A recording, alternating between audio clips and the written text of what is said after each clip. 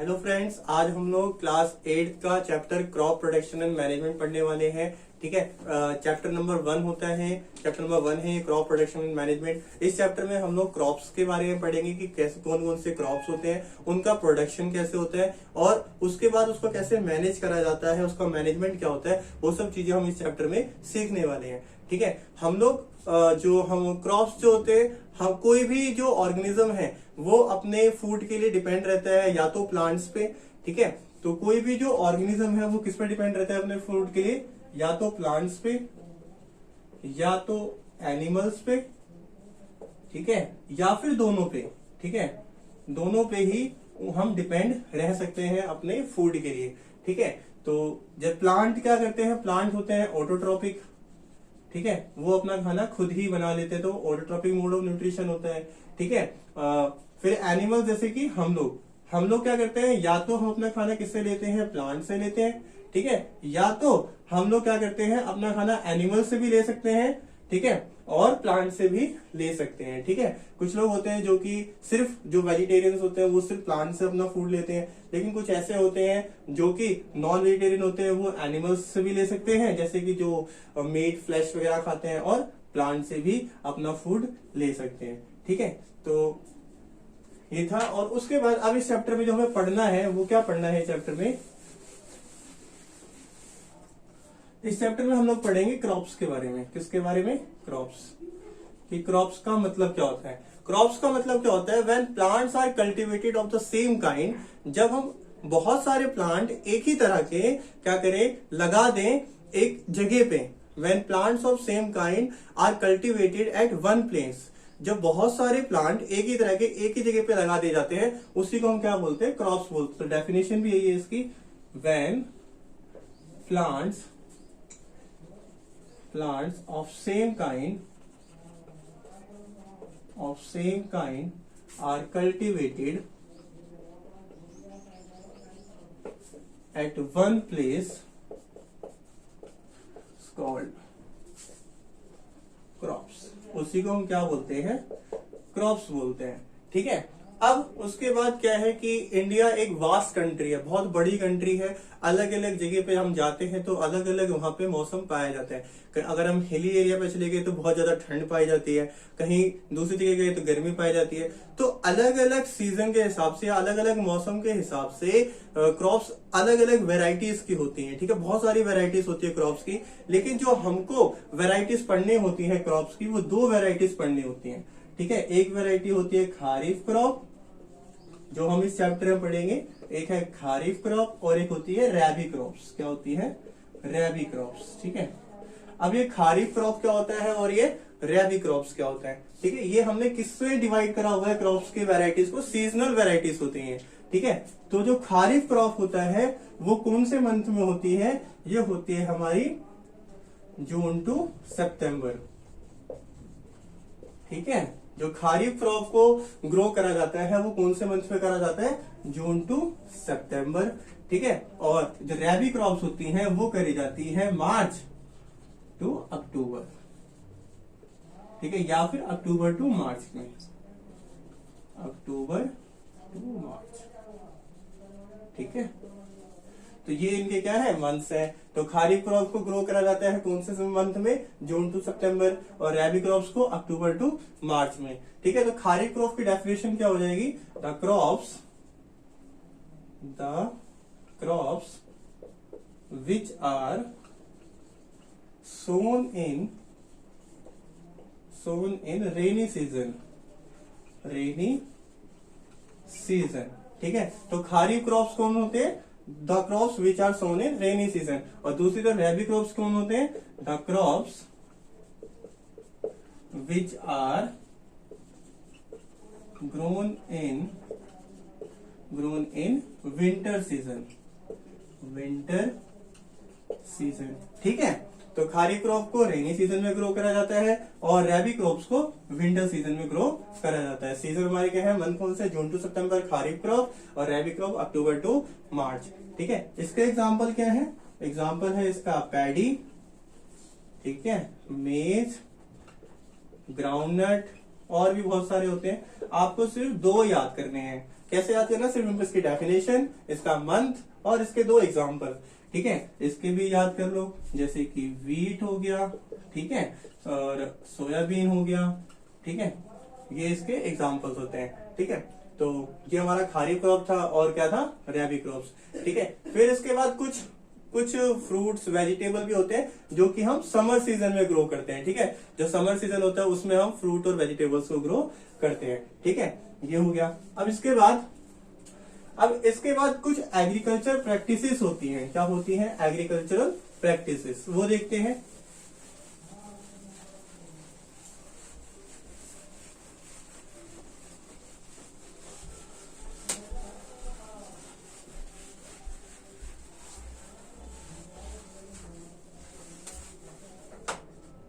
ठीक है, अब कुछ प्रैक्टिसेस पढ़ने वाले हैं हम लोग, प्रैक्टिसेस ऑफ क्रॉप प्रोडक्शन,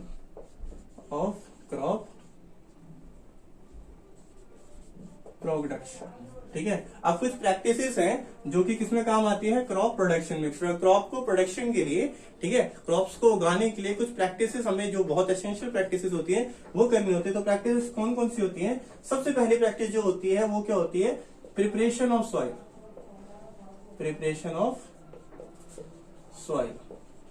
ठीक है, प्रिपरेशन ऑफ सॉइल।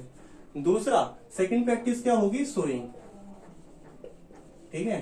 थर्ड क्या होता है, एडिंग मैन्युअर एंड फर्टिलाइजर्स, ठीक है। फिर फोर्थ क्या होता है, फोर्थ होगा इरिगेशन, ठीक है, इरिगेशन हो गया। फिर फिफ्थ क्या होगा, फिफ्थ उसका प्रोटेक्टिंग फ्रॉम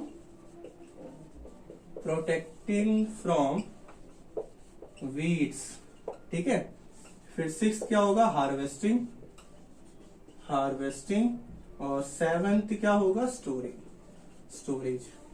ये हमारे 7 क्या है, प्रैक्टिसेस हैं, एग्रीकल्चरल प्रैक्टिसेस होती हैं क्रॉप प्रोडक्शन के लिए फर्स्टली। और हमें पूरे चैप्टर में यही पढ़ना है कि ये प्रैक्टिसेस क्या है, कैसे करी जाती है। पहली प्रैक्टिस क्या होती है, प्रिपरेशन ऑफ सॉइल, कि जहां भी हम लोग क्रॉप प्रोडक्शन कर रहे हैं वहां की सॉइल कैसी है ये देखना बहुत जरूरी होगा, ठीक है। तो प्रिपरेशन ऑफ सॉइल।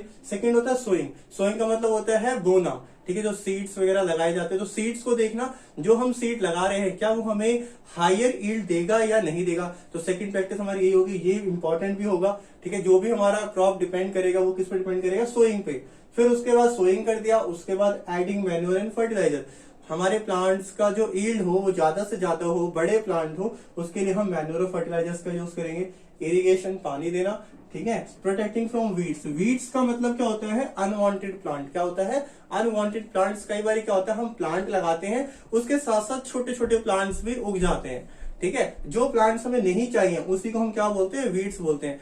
तो जो हमने जो हमने प्लांट उगाया उसके साथ वीड्स ना आ जाए, ठीक है। अगर वीड्स आ जाएंगे तो जो न्यूट्रिएंट हमारे मेन प्लांट को मिलना चाहिए था वो न्यूट्रिएंट कौन ले लेगा, वीड्स ले लेंगे। इनको भी तो न्यूट्रिएंट की जरूरत होगी, तो हम लोग क्या करेंगे, प्लांट को वीड से प्रोटेक्ट करेंगे, देखेंगे भी आगे। फिर हार्वेस्ट करना और स्टोरेज, तो सब कुछ हो जाएगा तो प्लांट उसको स्टोर भी करना एक इंपॉर्टेंट पॉइंट होता है। तो ये सारे क्या होते हैं, हमारे प्रैक्टिस होते हैं क्रॉप प्रोडक्शन की, ठीक है। आज से 10,000 साल पहले क्या हुआ, आज से 10,000 साल पहले जो लोग थे उनको हम कहते थे नोमैडिक। क्या बोलते थे उनको, नोमैडिक बोलते थे। नोमैडिक का मतलब होता था कि वो लोग पहले खेती नहीं करते थे, वो सिंपल घूमते रहते थे और क्या करते थे, फ्रूट वेजिटेबल्स वगैरह कच्चे ही खा लेते थे, ठीक है। तो पहले एग्रीकल्चर नहीं था, सिंपल ऐसे घूमते रहते थे और जो भी उनको वेजिटेबल फ्रूट मिलता था वो खाना स्टार्ट कर देते थे। फिर उसके बाद उन्होंने फ्रेश खाना स्टार्ट करा, ठीक है। फिर उसके बाद धीरे धीरे उन्होंने वीट इस्तेमाल करा, मतलब उन्होंने क्रॉपिंग करनी स्टार्ट करी। वहीं से क्या हुआ, एग्रीकल्चर स्टार्ट हुआ, ठीक है। तो जब एग्रीकल्चर स्टार्ट हुआ तो ये सारी प्रैक्टिसेस उसमें आ गई थी। अब ये सारी प्रैक्टिसेस क्या क्या होती है ये हम देखने वाले हैं।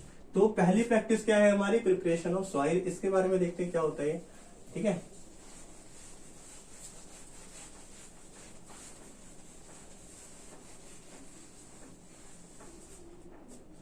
तो प्रिपरेशन ऑफ सॉइल का मतलब क्या होता है, loosening and turning of soil, ठीक है। प्रिपरेशन ऑफ सॉइल हम क्या करते हैं, सॉइल को टर्निंग एंड लूजनिंग करते हैं, या फिर loosening loosening and turning of soil. ठीक है, क्या मतलब होता है इसका, loosening and turning of soil का मतलब क्या होता है कि जो प्लांट को न्यूट्रिएंट्स की जरूरत होती है, प्लांट को जब भी हम ग्रो कर रहे हैं तो प्लांट्स को न्यूट्रिएंट्स की जरूरत होगी अच्छा प्लांट ग्रो करने के लिए। तो जो न्यूट्रिएंट्स होते हैं वो क्या होते हैं, वो कई बार जब हमने बहुत टाइम से उसके क्रॉप्स नहीं लगाए हैं किसी भी मिट्टी सॉइल पे, तो जो न्यूट्रिएंट्स होते हैं वो बहुत नीचे चले जाते हैं। ठीक है, और जो हमारा प्लांट न्यूट्रिएंट लेता है सॉइल से, वो न्यूट्रिएंट सिर्फ ऊपर वाली लेयर से ही ले सकता है।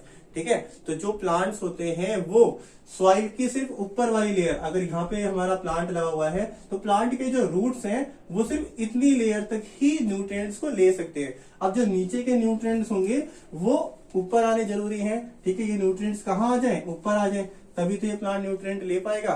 तो इसीलिए हम लोग क्या करते हैं, loosening and turning of soil करते हैं। ठीक है, तो इस तरीके से सॉइल को बनाया जाता है। ठीक है, जब भी एग्रीकल्चर करा जाता है, ताकि जितने भी न्यूट्रिएंट जो नीचे थे वो कहाँ आ जाए, ऊपर आ जाए, और ये जो रूट्स है उस न्यूट्रिएंट को आसानी से ले सके। ठीक है, अब इस प्रोसेस को loosening and turning of soil, इस प्रोसेस को क्या कहते हैं, इज कॉल्ड टिलिंग। इसको क्या कहते हैं, टिलिंग कहते हैं। ठीक है, तो what is tilling, the loosening and turning of soil is called tilling and, और प्लगिंग भी कहते हैं इसको, क्या कहते हैं, प्लगिंग भी कहते हैं। ठीक है, और प्लगिंग करने के लिए हम लोग कुछ इंप्लीमेंट्स यूज करते हैं। प्लगिंग करने के लिए कुछ इंप्लीमेंट्स यूज करते हैं, वो क्या होता है, या तो प्लग, तो इट इज डन बाय, जो प्लगिंग होता है वो किससे करा जाता है, प्लग से या होए से करा जाता है। ठीक है, ट्रेडिशनल टूल होते हैं ये, जिसमें हम लोग बुल का इस्तेमाल करते हैं, 2 बुल्स होते हैं, देखा होगा। ठीक है, उससे हम लोग क्या करते हैं, preparation of soil, loosening and turning of soil करते हैं। ठीक है, उससे होता क्या, जितने भी सॉइल के जो न्यूट्रिएंट बहुत नीचे चले जाते हैं, डीप चले जाते हैं, वो जो न्यूट्रिएंट्स है वो कहाँ आ जाए, सॉइल के ऊपर वाली लेयर में आ जाए, जिसकी वजह से जो प्लांट है वो अच्छे से उन न्यूट्रिएंट को ले सके। ठीक है, तो यही होता है प्रिपरेशन ऑफ सॉइल। किससे करा जाता है, प्लग से या फिर होए से करा जाता है। ठीक है, फिर इसके बाद दूसरा जो हमारा प्रैक्टिस था, वो प्रैक्टिस क्या था हमारा, सोइंग।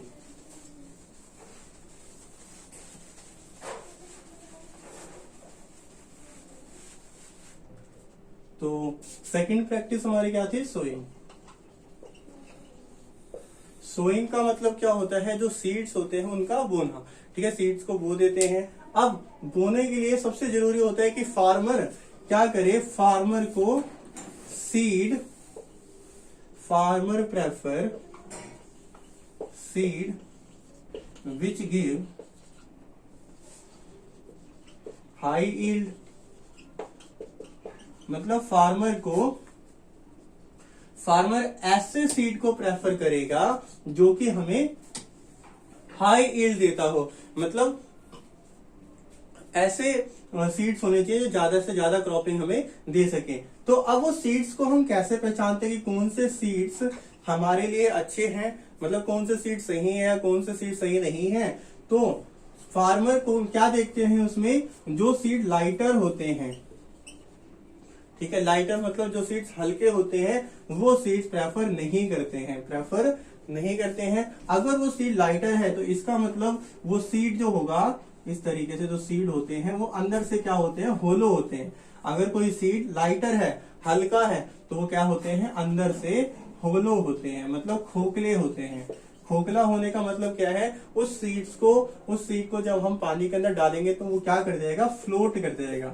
क्या कर जाएगा, फ्लोट, तैरने लग जाएगा। उनके अंदर से खोखला था तो इसीलिए वो फ्लोट करने लग जाएगा। इससे हमें पता लगेगा वो जो सीड है वो सीड सही नहीं है। ठीक है, तो इस तरीके से चेक करा जाता है सीड को।